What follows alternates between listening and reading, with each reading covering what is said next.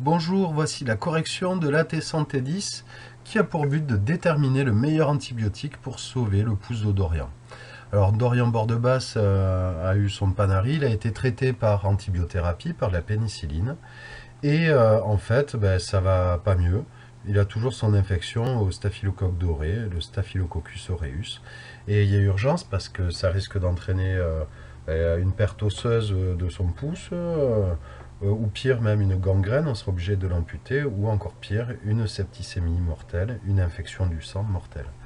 Donc la souche semble résistante à la pénicilline, et là on va essayer d'identifier les meilleurs antibiotiques qui seraient les plus appropriés pour traiter Dorian. Et on va essayer aussi de comprendre le mécanisme de résistance qu'a acquis peut-être cette souche de staph doré. Donc dans cette séance virtuelle, on va tester le profil de sensibilité en utilisant la méthode de l'antibiogramme par diffusion en gel.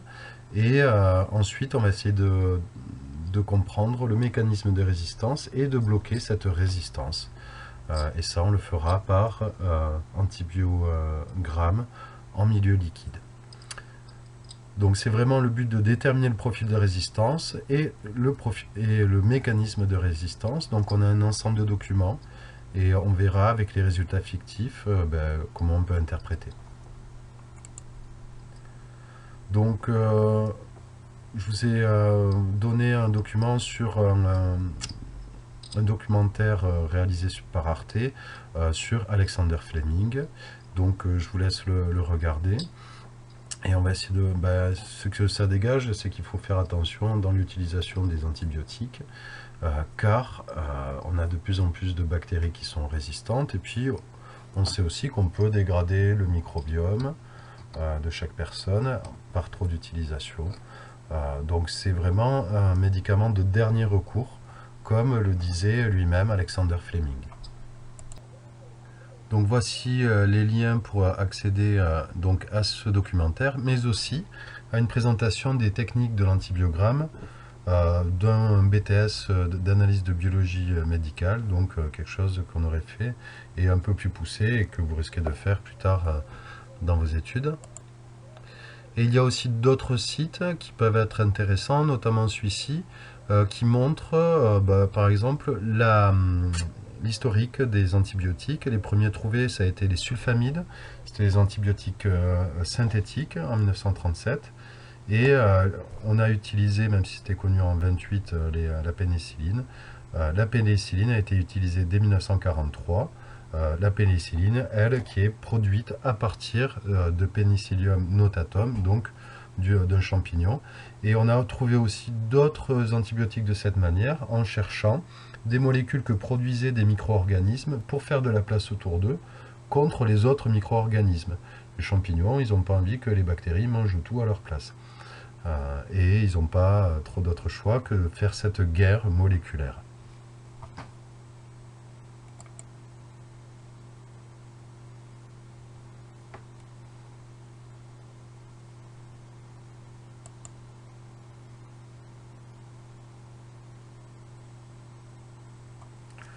Oula.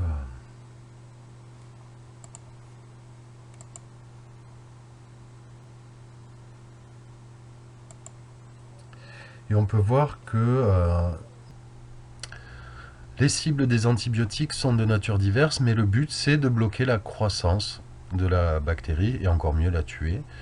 Donc ça va s'attaquer soit dans les mécanismes de formation de la paroi, de la membrane, la réplication de l'ADN, mais aussi la traduction des protéines bactériennes. Donc ce sont là les cibles utilisées. Et les bactéries ont développé des résistances, soit naturelles, soit la modification de la cible est apparue par mutation d'un gène et l'antibiotique aura moins d'efficacité, soit par l'expression d'une enzyme qui va dégrader l'antibiotique, donc il ne pourra plus être actif, ou bien un défaut d'accessibilité des cibles parce qu'elles ne peuvent pas rentrer dans la cellule par imperméabilité, ou bien parce qu'elles sont évacuées de la cellule.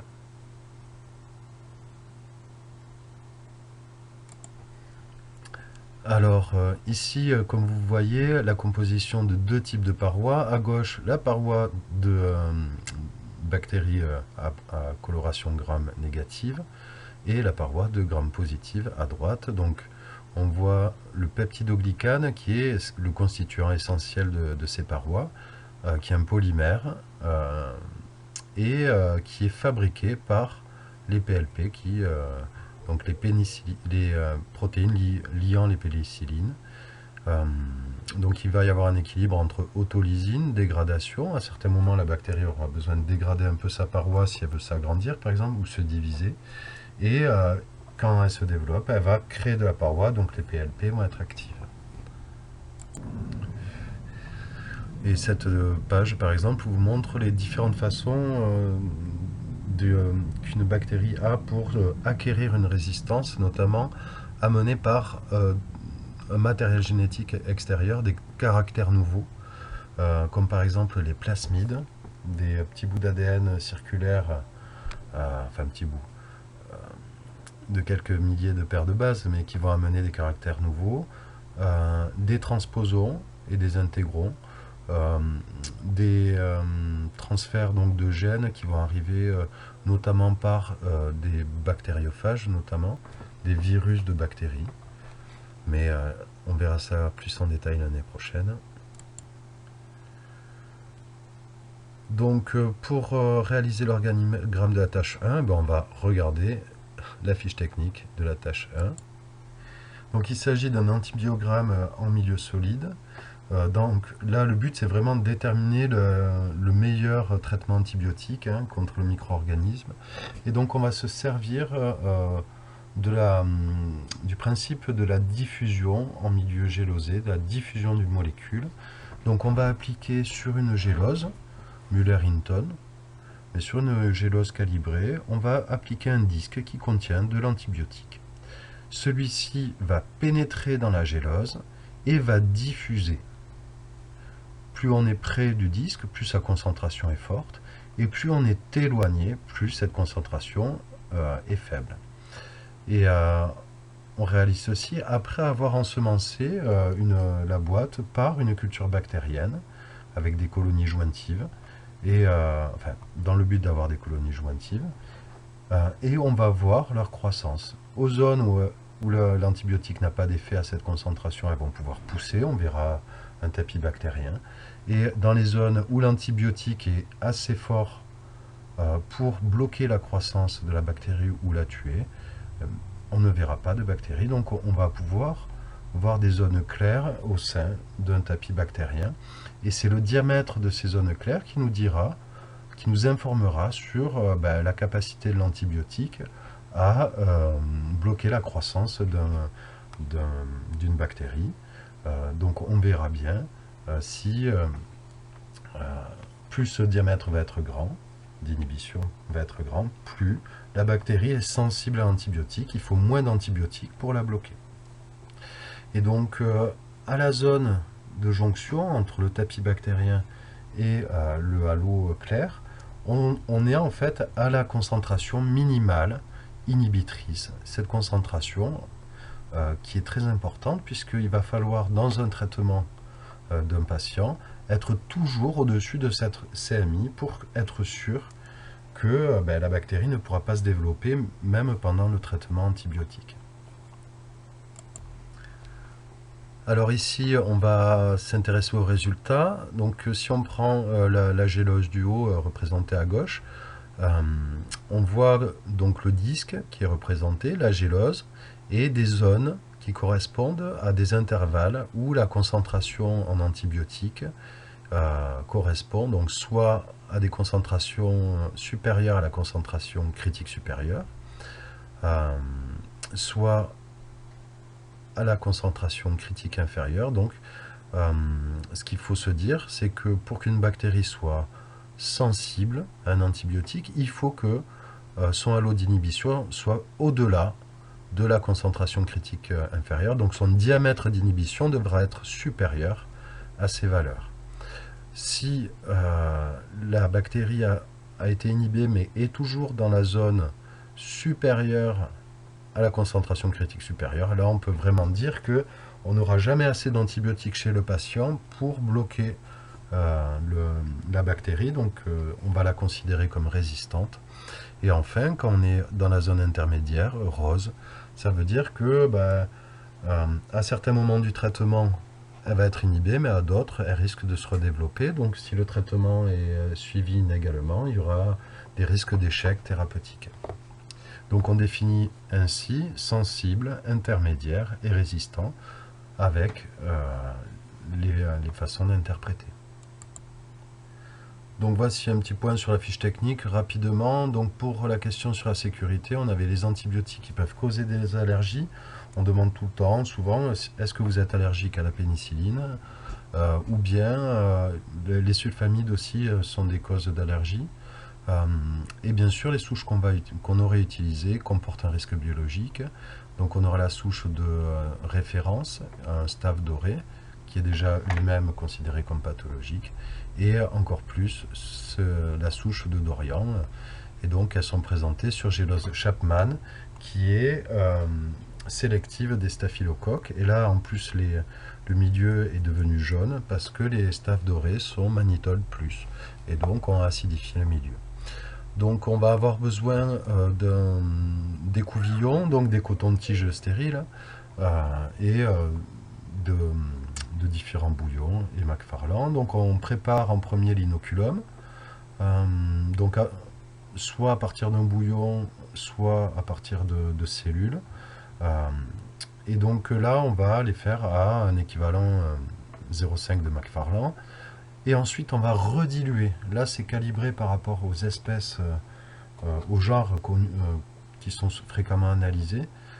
Donc ça sera au centième ici, pour le staphylocoque. Et ensuite, donc, à partir de cet inoculum, on va prélever avec l'écouvillon, le rincer un peu et l'essorer doucement, pardon. Et là, on va badigeonner par des stries très serrées la boîte. On va le faire une première fois. On va tourner la boîte, on va encore le refaire et un troisième coup. Et donc, on va vraiment avoir déposé des bactéries sur toute la surface de la gélose. Et ensuite, on pourra déposer les disques. Donc, on va les déposer selon une abaque. Donc, chacun à sa place pour repérer, pour l'interprétation, c'est mieux, mais aussi pour qu'ils soient assez séparés. Et ensuite, après incubation, on verra l'apparition du tapis bactérien, là où il n'y a pas d'inhibition, et on verra des zones claires, des halos d'inhibition autour des antibiotiques qui sont bien actifs sur cette bactérie. Donc pour répondre à la question, vous pouvez vous inspirer de ce schéma. Donc une préparation de la suspension et de l'inoculum, dilution donc dans le bouillon, ensemencement par stries serrées, et ensuite dépôt des disques, puis incubation et lecture. Donc sur la droite, vous voyez les spécificités en fonction des différents genres abordés. Donc il faut savoir à quelle bactérie on a affaire avant de réaliser un antibiogramme calibré. Donc pour le danger éventuel et le risque encouru et les moyens de prévention, je rappelle que le danger c'est la voiture, le risque encouru c'est de se faire écraser, le moyen de prévention c'est de regarder à droite ou à gauche, donc on l'applique, que ce soit pour les antibiotiques avec le risque d'allergie et la souche bien sûr.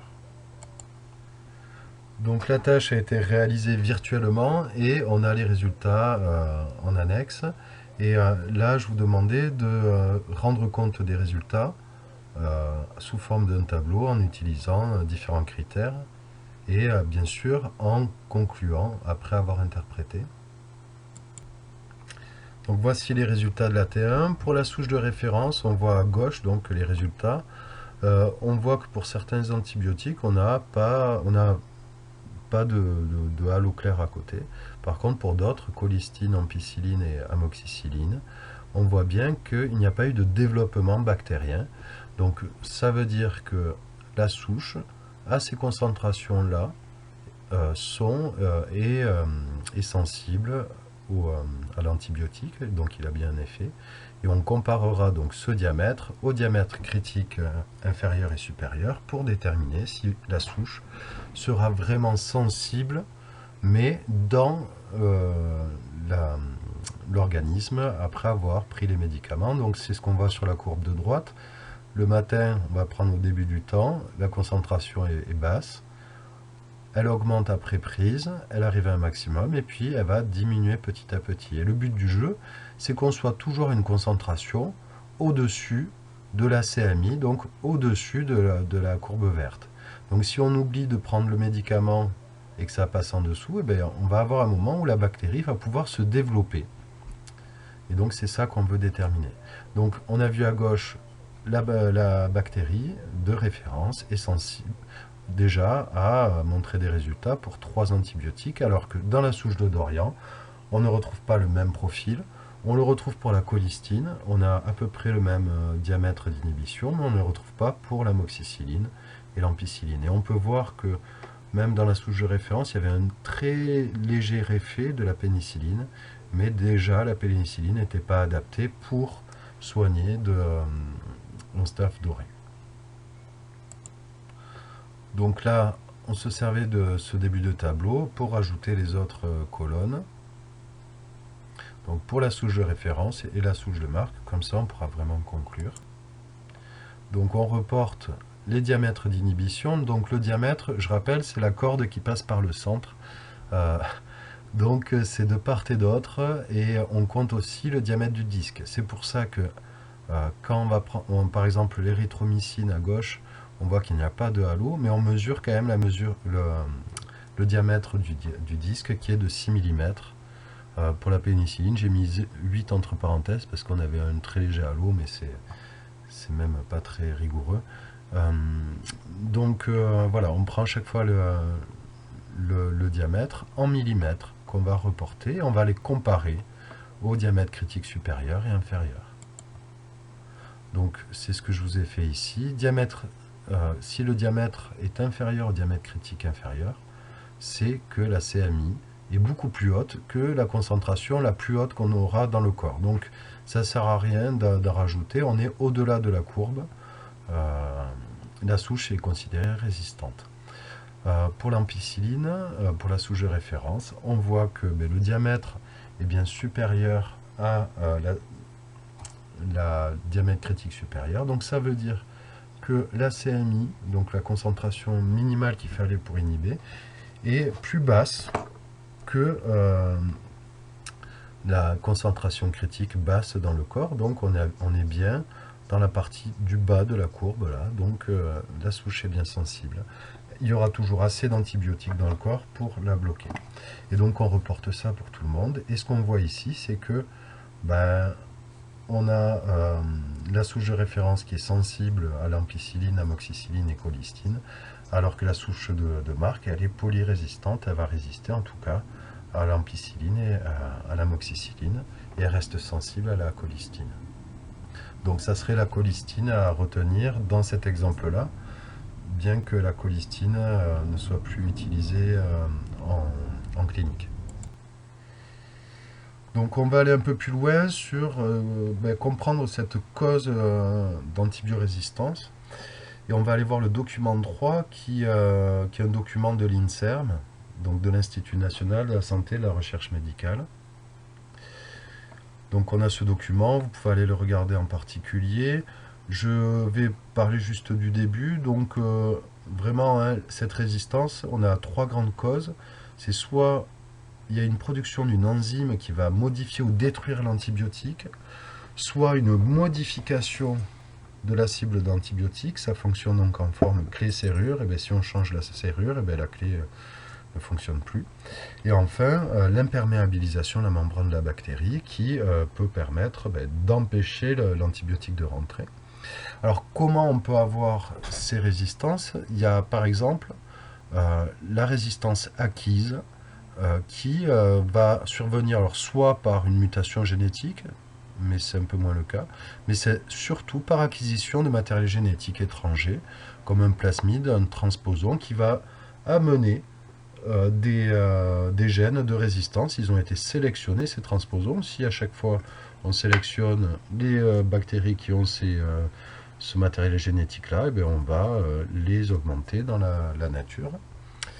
Donc voilà.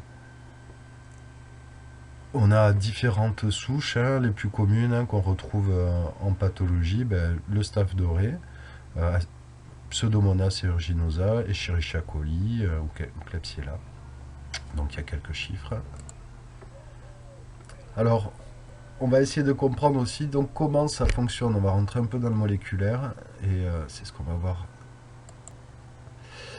Donc, un mécanisme d'action des bêta-lactamines. En fait, la pénicilline, c'est une bêta-lactamine parce qu'elle a une fonction bêta-lactame.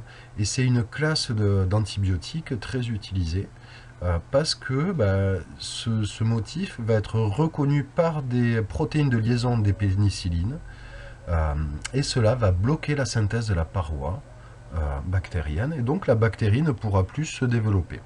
Et à terme, elle va même en mourir. Donc, c'est les transpeptidases et les carboxypeptidases qui vont permettre de fabriquer la dernière étape du peptidoglycane en transférant un dimère DHA. Et ce qu'on voit, c'est que ça ressemble beaucoup, une partie structurellement ressemble à la pénicilline et donc à ce noyau bêta-lactame. Donc on a en fait toute une famille de bêta-lactamines, certaines sont naturelles, mais d'autres ont été développées, modifiées, vous voyez, ça se ressemble beaucoup, mais pas tout à fait. Il y a une ou deux petites subtilités, un H2 en plus dans l'ampicilline, et l'amoxicilline c'est une ampicilline avec une fonction hydroxy sur son benzène terminal. Et donc ces pénicillines vont pouvoir par exemple, traverser la membrane externe des bactéries gram-moins et inhiber aussi leur synthèse des peptidoglycanes. Alors désolé, il y a un petit souci avec la pénicilline. Et là, c'est un peu faux, en fait, c'est avec l'amoxicilline. On l'associe à un acide clavulanique et on va voir un peu son effet à cet acide clavulanique. Et enfin, parmi les résistances donc, aux antibiotiques de la classe des bêta-lactamines, on a l'apparition d'une enzyme, la bêta-lactamase. Et cette enzyme, elle va hydrolyser l'antibiotique au niveau du noyau bêta-lactame. Et donc, ça va inactiver l'antibiotique. Donc, une bactérie qui exprime cette enzyme va être résistante à l'antibiotique puisqu'elle va le détruire. Donc pour le schéma, c'est pas si facile. Moi, je vous fais une proposition, mais qui est pas parfaite. Alors on a ces PLP, là j'ai représenté PLP enzymes, qui vont reconnaître leur substrat naturel, le dipeptide DHA. Donc elles vont s'y lier et faire une petite réaction pour fabriquer la paroi bactérienne de peptidoglycane. Et donc la croissance bactérienne va très bien fonctionner. La pénicilline et les bêta-lactamines en général ressemblent beaucoup aux peptides DHA et donc vont se fixer sur l'enzyme et la bloquer, inhiber son action. Donc c'est une inhibition compétitive, on appelle, puisqu'elle est réversible, mais ça va provoquer donc que l'enzyme va être inactive pour fabriquer la paroi, et donc il n'y aura pas de synthèse de paroi et donc pas de croissance. Alors ça sera bactériostatique, c'est-à-dire que ça bloque juste la croissance, mais les cellules ne sont pas mortes. Et dans certains cas, si c'est plus prolongé, ça sera bactéricide, ça tue la bactérie.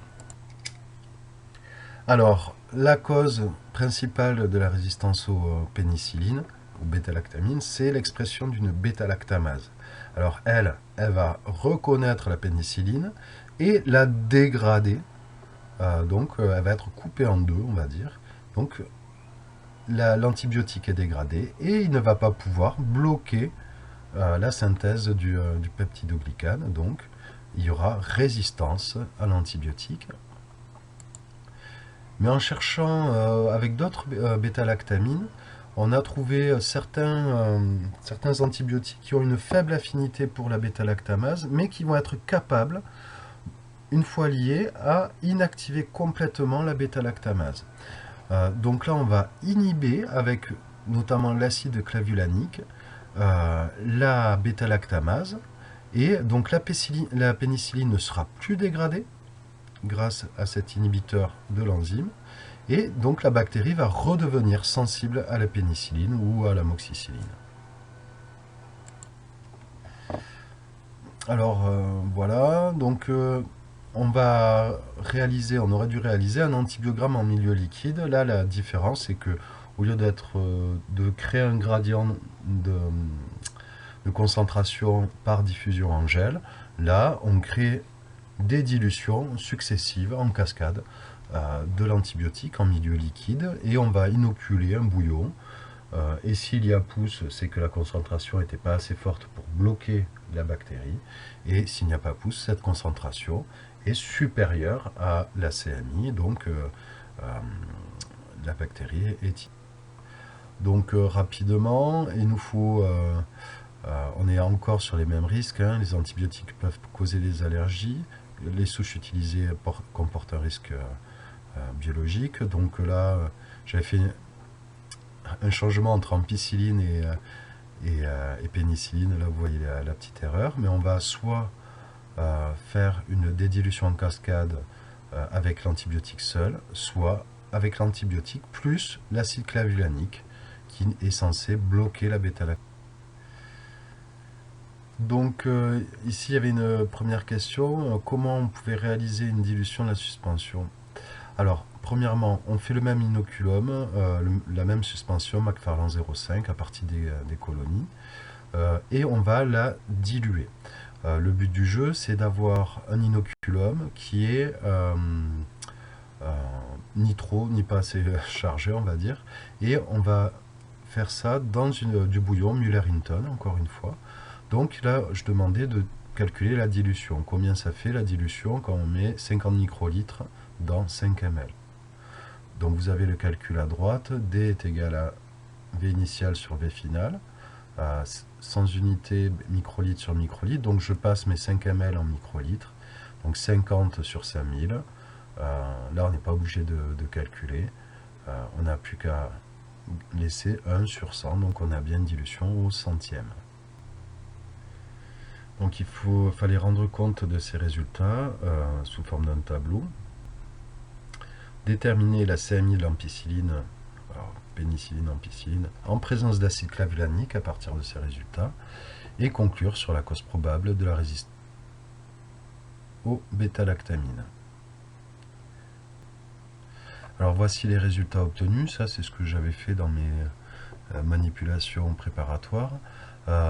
Donc ce qu'on voit dans la partie du haut, c'est juste la gamme de dilution de l'amoxicilline en base 2, donc c'est-à-dire qu'on a mis 50 microlitres de diluant du puits 2 à 9, et on a passé 50 microlitres d'amoxicilline à 10 grammes par litre, on l'a dilué au demi, on a mis 50 microlitres dans le puits numéro 2, on reprend 50 microlitres qu'on repasse dans le puits d'après, donc on fait une dilution qu'on appelle en cascade, où entre chaque puits on va diviser par 2 la concentration. Donc assez vite on arrive à une concentration assez basse, et là ce qui manque c'est un témoin négatif où il n'y a pas d'antibiotique. Ensuite on rajoute partout 50 microlitres de la bactérie dans le milieu Muller-Hinton, et comme on peut le voir en bas, la souche de Dorian, ni chaud ni froid, on voit comment elle pousse. On voit une accumulation de bactéries après incubation au fond du puits. Donc ce qu'on voit ici, c'est que à toutes les dilutions de l'amoxicilline, la souche de référence, elle est bien sensible, alors que la souche de Dorian, ni chaud ni froid. Donc ensuite, la même chose a été réalisée en utilisant de l'acide clavulanique en plus. Donc cet acide clavulanique bloque l'action de la bêta-lactamase, donc ce qui rend l'amoxicilline active. Elle n'est plus dégradée. Donc pour la souche de référence, on ne voit pas de différence, elle était déjà sensible à l'ampicilline. Et pour la souche d'Orient, on voit que pour les puits 1, 2, 3 et 4, il n'y a pas de pousse. Ça veut dire quoi? Ça veut dire qu'à ces concentrations d'amoxicilline, elle a été inhibée, et notamment l'acide clavulanique a bloqué la bêta-lactamase, donc ça a rendu finalement la souche sensible entre les deux. Donc c'est la même chose sous forme de tableau de résultats que vous pouvez faire comme ceci. Et ce qu'on va pouvoir conclure, on va lire en bas, c'est que la CMI de l'amoxicilline sur la souche d'Orient en présence d'acide clavulanique est comprise. Donc cette concentration qui va suffire à bloquer la croissance, elle est comprise entre 0,625 et 1,25 g par litre d'amoxicilline.